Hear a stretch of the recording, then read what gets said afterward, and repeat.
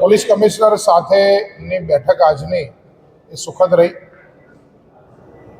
વેજલપુર અને સરખેજને નવા પોલીસ સ્ટેશનો મળે એ દિશામાં ચોક્કસ પ્રગતિ થાય એ સંદર્ભે વાત થઈ અને જ્યાં ટ્રાફિક માટે રસ્તા ઉપર એક પીળો પટ્ટો મારવામાં આવે જેના કારણે દુકાનમાં સામાન્ય ખરીદી કરવા આવતા જે લોકો છે એ સ્કૂટર લઈને આવતા હોય પોતાની ગાડી લઈને આવતા હોય તો પીળા પટ્ટાની અંદર ટોઈંગ ના થાય એ પ્રકારની એક રજૂઆત કરી છે, જેના કારણે સામાન્ય નાગરિક અને દુકાનદારનો ધંધો એ બંને બગડે નહીં અને ટ્રાફિક વ્યવસ્થા જળવાઈ રહે.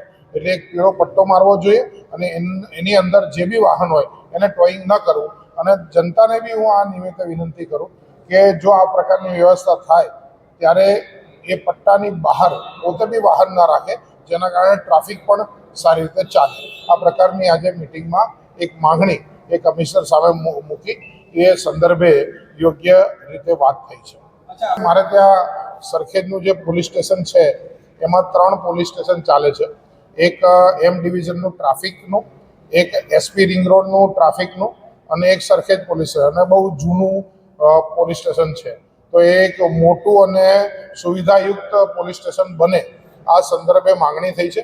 અને વેજલપુરનું પોલીસ સ્ટેશન પણ વિશાલાની સામે અંદર આવતા એક નાનકડી જગ્યામાં ચાલે છે, તો એ માટે પણ એક પ્રોપર જગ્યા જોવાઈ ગઈ છે.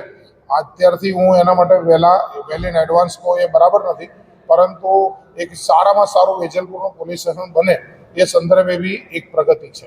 કુલ મળીને મારા વિસ્તારમાં તો ટ્રાફિકની સમસ્યા હમણાં ઘણી હળવી થઈ છે, પરંતુ જે 2-3 સ્પોટ છે જે આવતા 2-3 મહિનામાં એ વિકાસના કામો ત્યાં પૂરા થઈ જશે એટલે સ્વાભાવિક રીતે એ સમગ્ર રીતે જે એસજી હાઈવે ઉપરનો બ્રિજ બી હમણાં પતી જશે, બીજા 2 બ્રિજ પણ એ આવતા 3-4 મહિનામાં એ પૂર્ણ થઈ જશે.